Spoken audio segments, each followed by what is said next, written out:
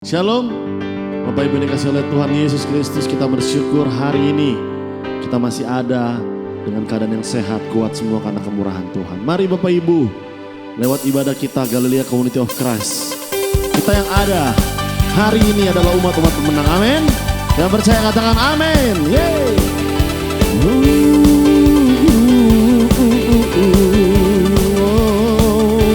Nyatakan lebih dari pemenang dalam segala perkara. Iblis telah dikalahkan oleh kuasa darahnya.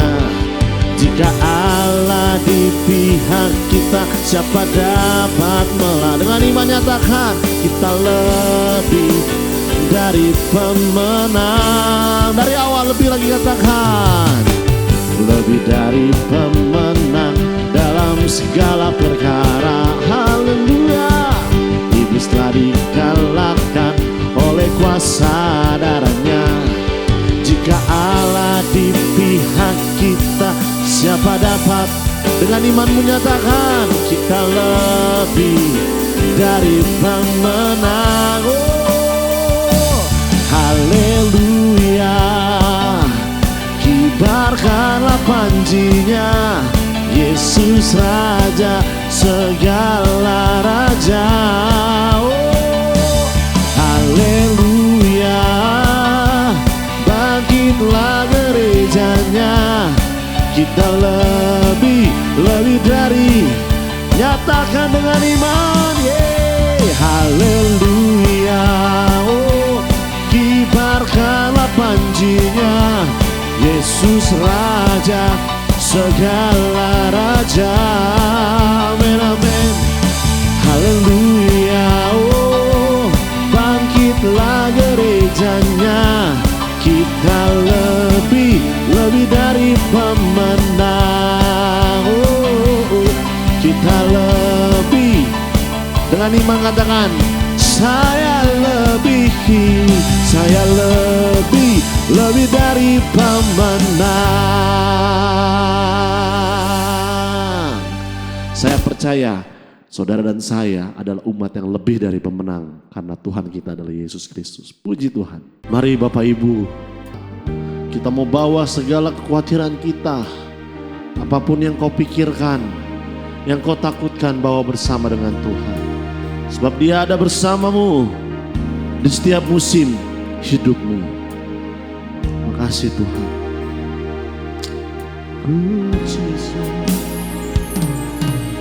Engkau ada bersamaku di setiap musim hidupku. Tak pernah kau biarkan ku sendiri.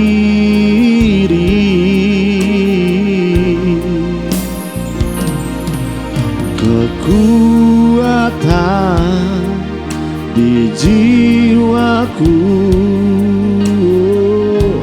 adalah bersamamu. Kami tidak pernah ragukan, tak pernah ku ragukan kasih-Mu.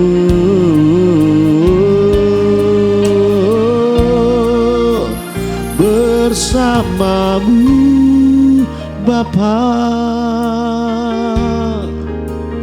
ku lewati semua perkenanan-Mu yang teguhkan hatiku. Engkau yang bertindak, memberi pertolongan.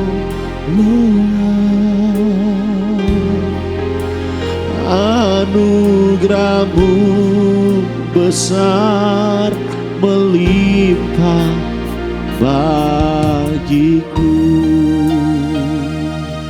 Mari berikan kemuliaan buat Tuhan kita. Nyatakan lagu ini dari awal dengan iman. Engkau ada bersamaku di setiap musim hidupku. Tak pernah kau biarkan engkau sendirian sendiri. Ini iman kami Tuhan, sebab kekuatan di jiwaku adalah bersamamu. Tak pernah ku ragukan kasih-Mu.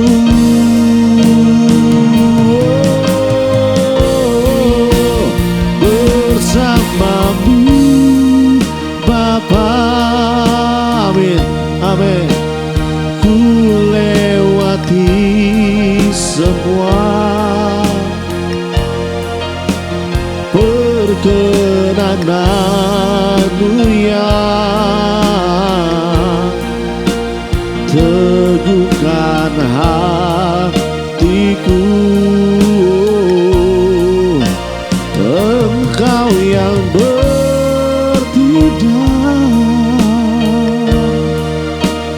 memberi pertolongan. Yes, anugerah-Mu besar. Sekali lagi dengan imanmu nyatakan, bersama-Mu, bersama-Mu Bapa. Ku lewati semua perkenanan-Mu yang teguhkan hatiku. Dengan iman kami Engkau yang bertindak, Engkau yang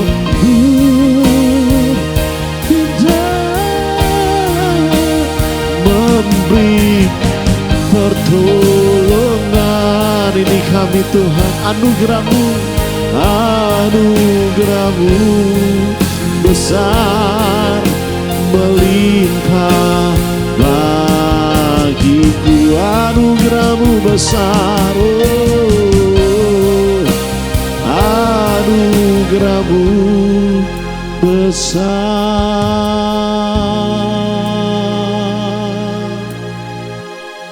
Dengan imanmu nyatakan, melimpah bagiku.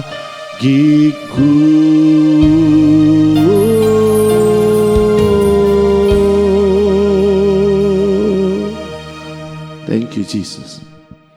Shalom, Elohim Besem Hamasya, salam sejahtera bagi kita semua. Apa kabar di hari ini? Kita boleh beribadah lagi di hari Minggu, dan saya percaya bahwa berkat Tuhan pasti dicurahkan bagi kita semua. Amin. Mari kita siapkan diri untuk kita membaca dan mendengar serta merenungkan firman Tuhan. Mari kita berdoa. Bapa Surgawi, Bapa di dalam nama Tuhan Yesus, dikuduskanlah nama-Mu, datanglah kerajaan-Mu, jadilah kehendak-Mu di bumi seperti di surga. Kami datang di hadapan-Mu di hari Minggu ini, mengucap syukur buat kasih-Mu yang luar biasa, yang kami terus alami, tidak pernah berhenti dalam kehidupan kami. Kami datang kepada Tuhan di hari Minggu ini, beribadah kepada-Mu, sebab kami tahu ibadah itu mengandung janji, berguna dalam segala hal, baik untuk kehidupan kini maupun kehidupan yang akan datang. Dan orang yang beribadah, Tuhan akan buat perbedaan. Dan Tuhan juga berjanji memberkati roti makanannya, memberkati air minumannya, dan dijauhkan daripadanya sakit penyakit. Sebab itu kami selalu rindu untuk selalu beribadah kepadamu. Sebab firman-Mu mengingatkan kami, janganlah menjauhkan diri dari pertemuan ibadah.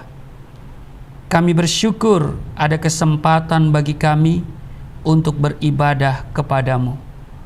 Dan ibadah yang dilakukan dengan ucapan syukur akan membawa keuntungan bagi setiap kami. Firman yang akan kami baca kiranya meneguhkan, menguatkan, dan menghibur kami semua. Urapi kami semua, buka hati pikiran kami. Setiap perkataan dari firman-Mu mengandung kuasa. Dan urapi juga hamba-Mu yang tidak ada apa-apanya. Di dalam nama Tuhan Yesus, kami berdoa dan siap diberkati melalui firman-Mu. Setiap kita yang siap diberkati berkata, amin. Saya mengajak Bapak Ibu semua untuk membaca dalam Lukas pasal 16, pada ayat 1 sampai dengan ayatnya yang ke-9, perumpamaan tentang bendahara yang tidak jujur. Dan Yesus berkata kepada murid-muridnya, ada seorang kaya yang mempunyai seorang bendahara. Kepadanya disampaikan tuduhan bahwa bendahara itu menghamburkan miliknya. Ayat 2, lalu ia memanggil bendahara itu dan berkata kepadanya, apakah yang kudengar tentang engkau? Berilah pertanggungan jawab atas urusanmu, sebab engkau tidak boleh lagi bekerja sebagai bendahara. Ayat 3, kata bendahara itu di dalam hatinya, apakah yang harus aku perbuat? Tuanku memecat aku dari jabatanku sebagai bendahara. Mencangkul aku tidak dapat, mengemis aku malu. Ayat 4, aku tahu apa yang akan aku perbuat, supaya apabila aku dipecat dari jabatanku sebagai bendahara, ada orang yang akan menampung aku di rumah mereka. Ayat 5, lalu ia memanggil seorang demi seorang yang berhutang kepada tuannya. Katanya kepada yang pertama, berapakah hutangmu kepada tuanku? Ayat 6, jawab orang itu, 100 tempayan minyak. Lalu katanya kepada orang itu, inilah surat hutangmu. Duduklah dan buat surat hutang lain sekarang juga, 50 tempayan. Ayat 7, kemudian ia berkata kepada yang kedua, dan berapakah hutangmu? Jawab orang itu, 100 pikul gandum. Katanya kepada orang itu, inilah surat hutangmu. Buatlah surat hutang lain, 80 pikul. Ayat 8, lalu tuan itu memuji bendahara yang tidak jujur itu, karena ia telah bertindak dengan cerdik. Sebab anak-anak dunia ini lebih cerdik terhadap sesamanya daripada anak-anak terang. Ayat 9, dan aku berkata kepadamu, ikatlah persahabatan dengan mempergunakan mamon yang tidak jujur, supaya jika mamon itu tidak dapat menolong lagi, kamu diterima di dalam kemah abadi. Bapak Ibu, salah satu perumpamaan Tuhan Yesus yang paling sulit dipahami atau sering disalahpahami adalah perumpamaan tentang bendahara yang tidak jujur, yang kita baca dalam Lukas 16 ayat 1-9 ini. Ada beberapa hal yang membingungkan tentang perumpamaan ini. Yang pertama, tentu saja adalah pujian Tuhan kepada bendaharanya yang tidak jujur. Di Lukas 16 ayat yang ke-8 tadi, lalu Tuhan itu memuji bendahara yang tidak jujur itu, karena ia telah bertindak dengan cerdik. Sebab anak-anak dunia ini lebih cerdik terhadap sesamanya daripada anak-anak terang. Nah, yang lain lagi adalah nasihat Tuhan Yesus untuk mengikat persahabatan dengan menggunakan mamon yang tidak jujur. Di dalam Lukas 16 ayat 9 dikatakan tadi, dan aku berkata kepadamu, ikatlah persahabatan dengan mempergunakan mamon yang tidak jujur, supaya jika mamon itu tidak dapat menolong lagi, kamu diterima di dalam kemah abadi. Apakah perumpamaan ini menghalalkan ketidakjujuran? Yang penting adalah kecerdikan? Ataukah apakah hasil ketidakjujuran boleh digunakan untuk mengikat persahabatan? Ini dua hal yang harus kita pahami secara baik. Nah, untuk menafsirkan perumpamaan tersebut tentunya dengan benar, kita perlu memahami aturan penafsiran sesuai dengan jenis sastra atau biasa dikenal dengan genre suatu teks. Sebuah perumpamaan perlu ditafsirkan sebagai perumpamaan. Itu harus. Perumpamaan harus ditafsirkan sebagai perumpamaan. Jangan saudara tafsirkan dengan hal yang lain. Ada aturan tertentu yang khas untuk jenis sastra ini. Salah satu aturan penting dalam menafsirkan perumpamaan adalah mengenai poin analogi utama. Ini adalah salah satu gaya bahasa kiasan yang berbentuk cerita. Sama seperti pada jenis-jenis kiasan atau metafora lainnya. Yang dipentingkan adalah poin analogi utama. Misalnya kiasan singa. Iya kan? Singa kalau dalam Alkitab bisa berarti positif. Seperti misalnya kalau kita lihat di Wahyu pasal 5 ayat 5, Yesus sebagai singa dari Yehuda. Tapi juga bisa secara negatif. Misalnya di 1 Petrus pasal 5 ayat 8, iblis seperti singa yang mengaum-aum. Nah, mengapa artinya bisa bertentangan seperti itu? Ya, jawabannya karena singa memang bisa menggambarkan banyak hal. Misalnya kekuatan atau keganasan. Prinsip yang sama perlu diperlakukan pada perumpamaan. Kita perlu menentukan poin analogi utamanya. Inti dari perumpamaan ini adalah kecerdikan dalam mengantisipasi masa depan. Ini poin utamanya. Kecerdikan dalam mengantisipasi masa depan. Nah, si bendahara yang kita baca tadi sedang menyiapkan masa depannya. Dia tidak memiliki rumah.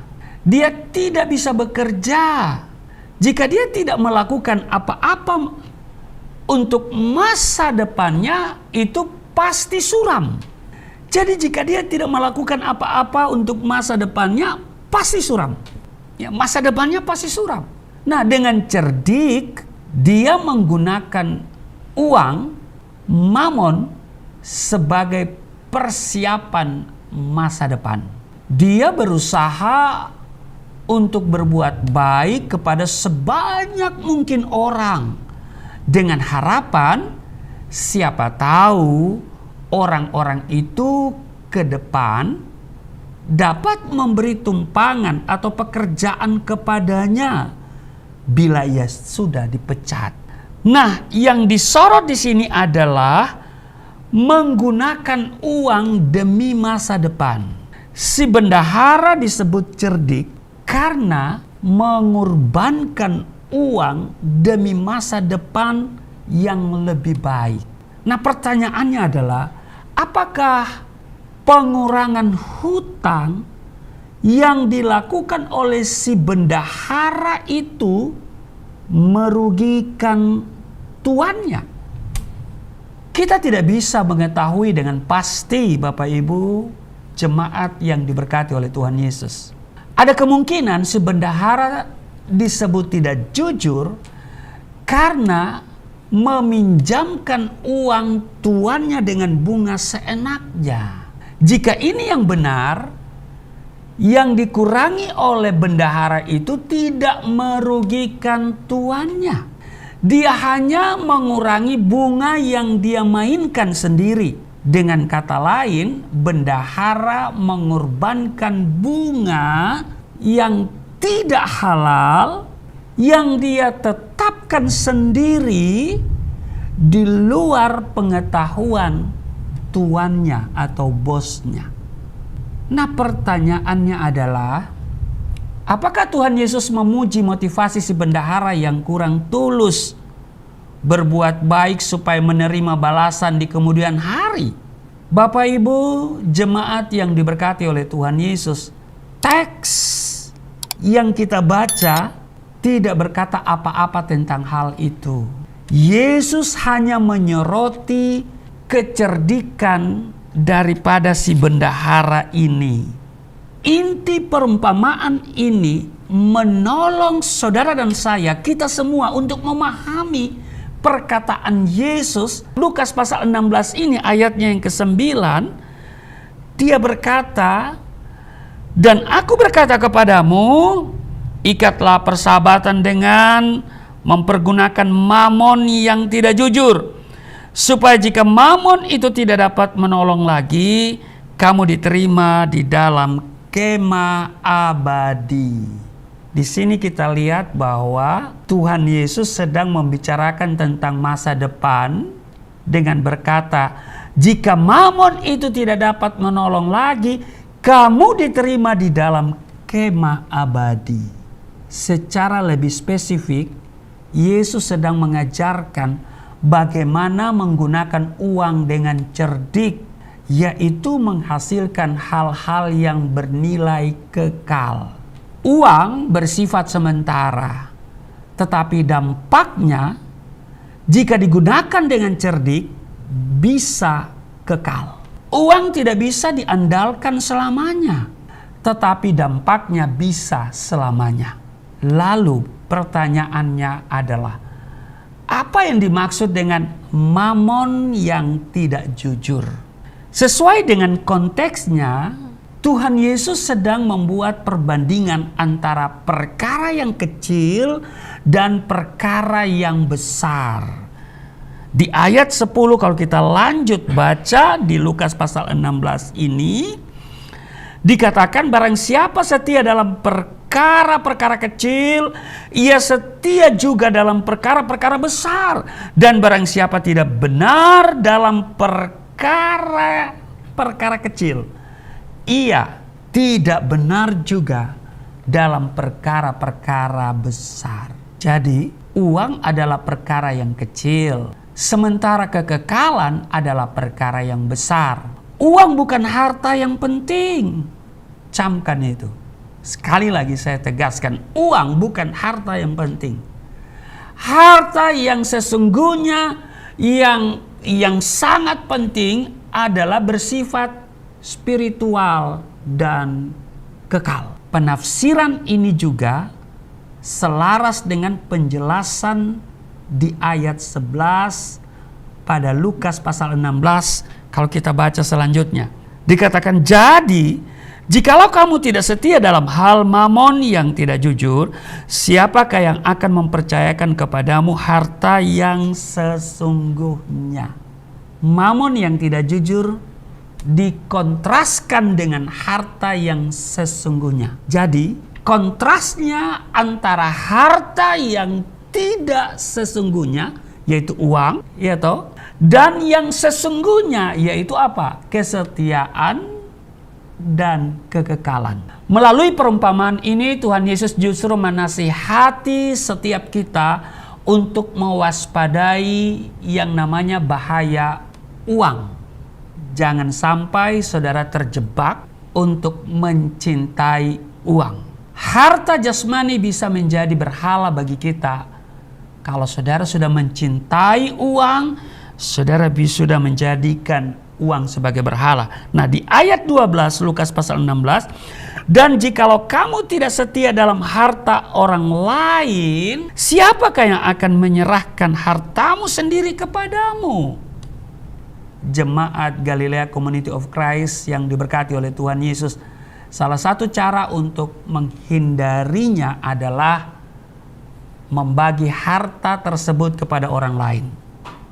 Jadi Bapak Ibu, tegasnya adalah kita perlu mengikat persahabatan dengan menggunakan uang, harta yang tidak sesungguhnya. Amin. Karena itu Bapak Ibu yang kekasih, inilah makna daripada apa yang kita baca, yaitu perumpamaan bendahara yang tidak jujur. Kiranya kita semua bisa memahami ini dengan baik dan kita lebih mengedepankan kesetiaan pada perkara-perkara yang kecil yang bersifat kekal. Karena kalau kita setia pada perkara yang kecil, Tuhan akan memberikan kita mempercayakan perkara-perkara yang besar. Amin. Selamat hari Minggu dan Tuhan Yesus memberkati kita semua. Mari kita berdoa.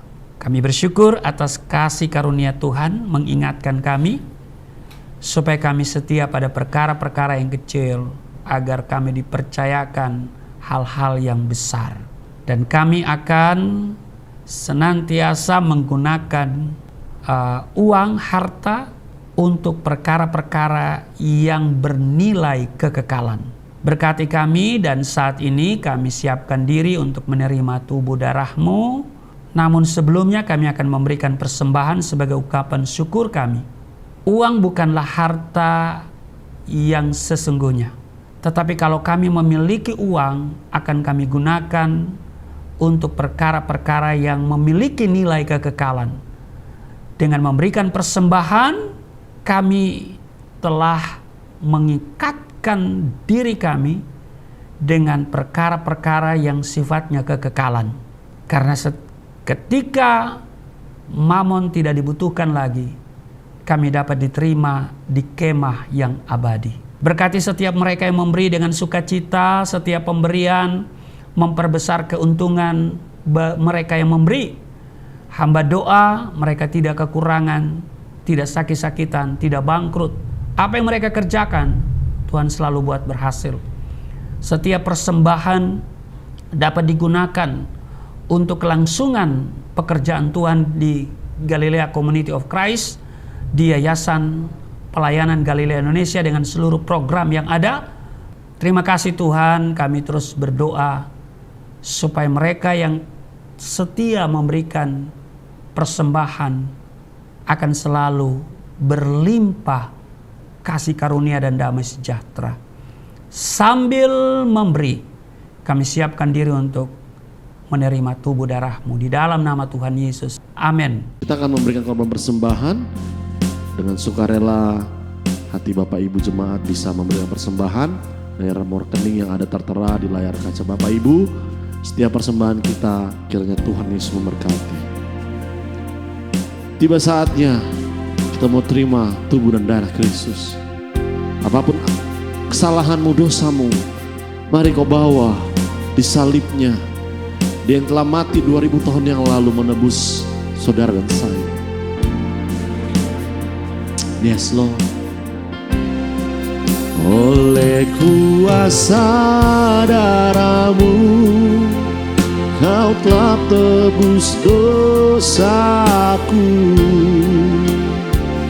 Kekudusan-Mu melingkupiku. Kasih-Mu mengalir memulihkan hidupku.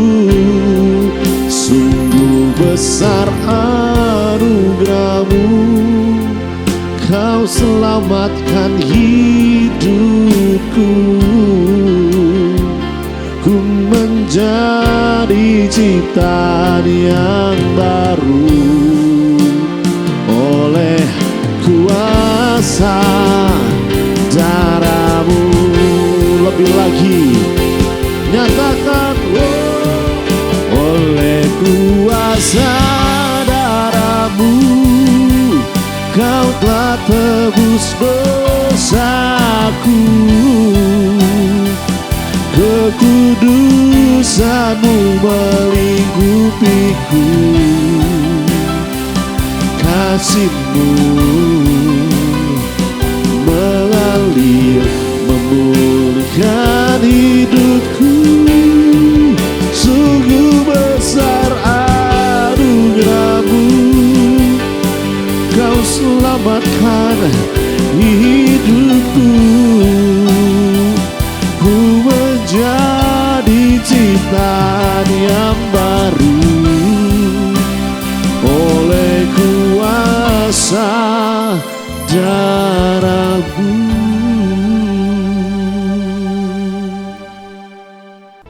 Baik Bapak Ibu, kita akan menerima tubuh darah Kristus.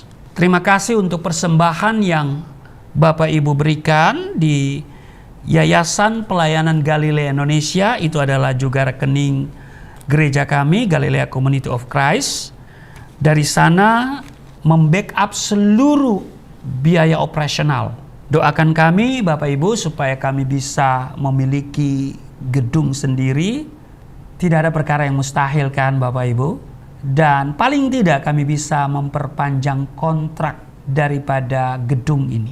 Doakan ya Bapak Ibu ya.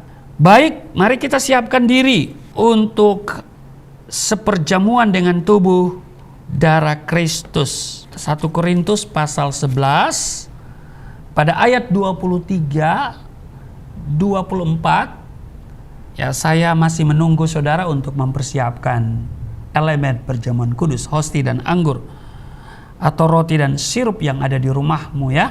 1 Korintus pasal 11 ayat 23 dikatakan begini Bapak Ibu, sebab apa yang telah kuteruskan kepadamu telah aku terima dari Tuhan, yaitu bahwa Tuhan Yesus pada malam waktu ia diserahkan mengambil roti, ayat 24, dan sesudah itu ia mengucap syukur atasnya, ia memecah-mecahkannya dan berkata, inilah tubuhku yang diserahkan bagi kamu, perbuatlah ini menjadi peringatan akan aku.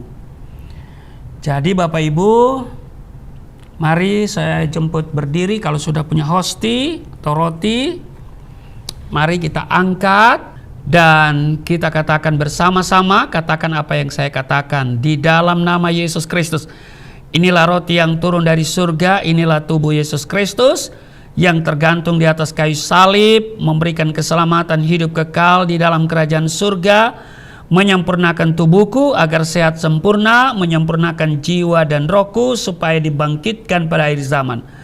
Inilah tubuh Yesus Kristus yang tergantung di atas kayu salib, tertikam tertombak agar kami tidak terkapar di rumah sakit, tidak terkapar di meja operasi, tidak terkapar di ruang ICU, tidak lumpuh, tidak pikun, tidak koma.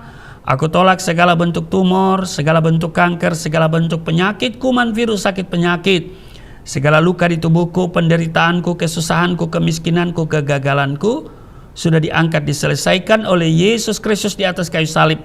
Maka hari ini aku meraih janji Tuhan, aku meraih kuasa, aku meraih mujizat, disembuhkan, dipulihkan, diberkati, hidup berkemenangan di dalam nama Yesus Kristus. Inilah roti yang turun dari surga, inilah tubuh Yesus Kristus. Mari kita makan.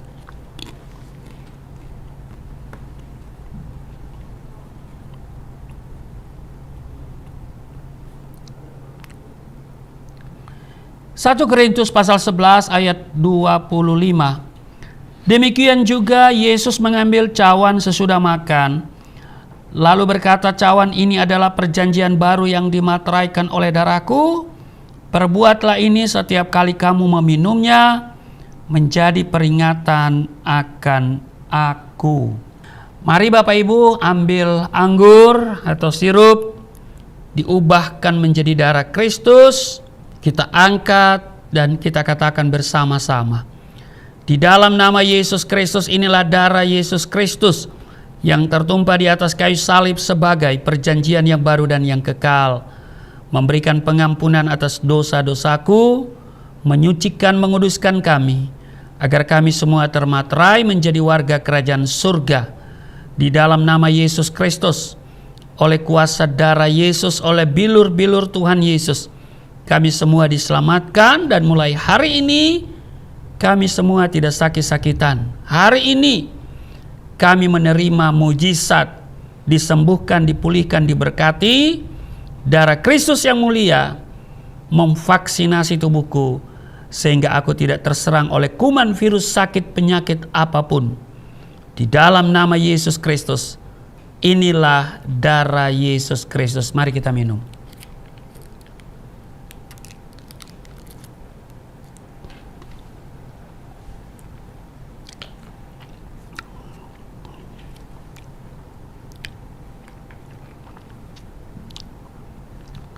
Bapak Ibu yang sudah menerima tubuh darah Kristus, kita bersyukur kita boleh seperjamuan dengan tubuh darah Kristus. Kita menerima sesuatu yang terbaik dari Tuhan. Mari kita nyatakan syukur kita berdoa. Terima kasih Tuhan untuk tubuh darah-Mu, maka kami yang sakit sudah disembuhkan.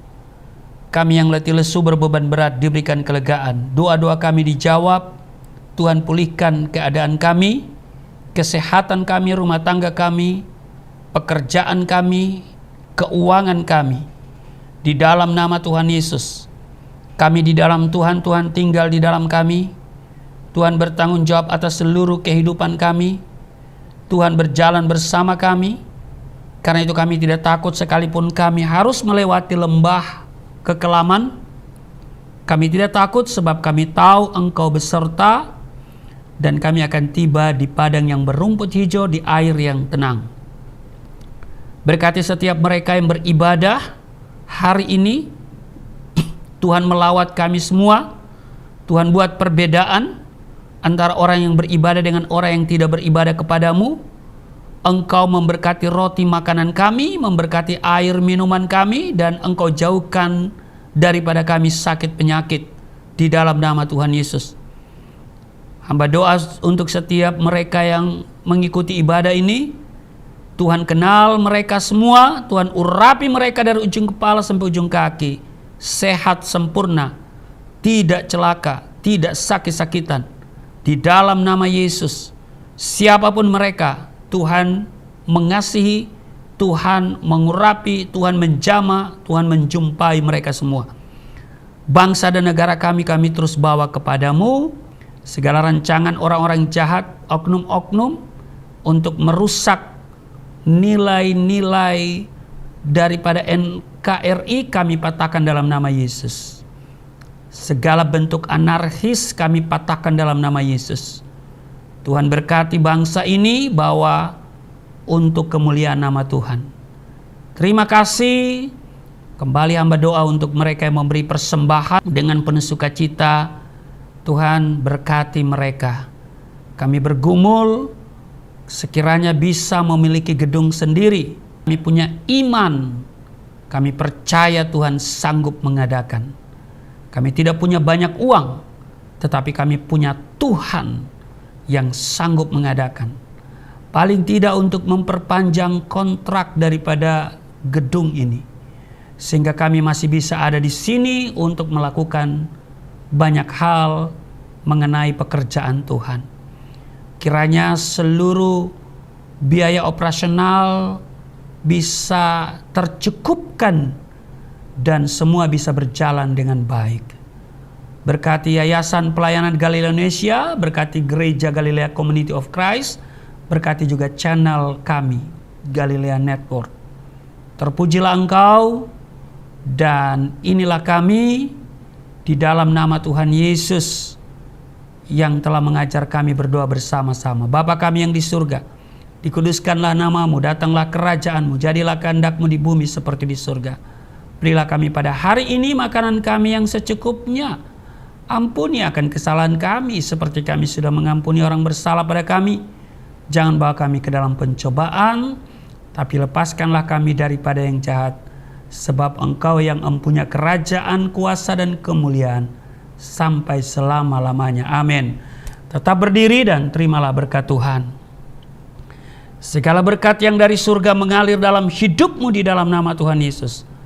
Diberkatilah engkau, diberkati rumah tanggamu, diberkati suami istri, diberkati orang tua anak cucumu. Diberkati usaha bisnis, toko daganganmu, studi dan pelayananmu. lumbung-lumbungmu diberkati, buah kandunganmu diberkati, anak-anakmu anak-anak yang cerdas, generasi yang unggul, berkesempatan studi di dalam dan di luar negeri, dapat beasiswa. Apa yang kau kerjakan Tuhan buat berhasil, naik dan bukan turun, menjadi kepala bukan ekor. Tuhan menjaga keluar masukmu sekarang dan selamanya. Di dalam nama Tuhan Yesus, aku berseru turunlah berkat, kasih setia, penyertaan, perlindungan yang sempurna, damai, sukacita, kemuliaan, kemenangan dari Bapa Surgawi, dari Yesus Kristus dalam persekutuan dengan Roh Kudus, tercurah mengalir dalam hidupmu, mulai saat ini sampai selama-lamanya. Setiap kita yang percaya diberkati berkata, amin. Sungguh besar pengorbananmu bagiku, terlalu dalam untuk dimengerti. Sungguh besar, haleluya, sungguh indah yang kau pikirkan tentangku, tak terselami bagiku. Sungguh indah, sungguh indah, sungguh indah. Puji Tuhan Bapak Ibu, ibadah kita telah selesai. Sampai berjumpa lagi di program-program berikutnya. Terus Bapak Ibu bersama kami diberkati lewat setiap ibadah yang kami adakan lewat program kami. Kiranya Tuhan Yesus memberkati kita. Shalom.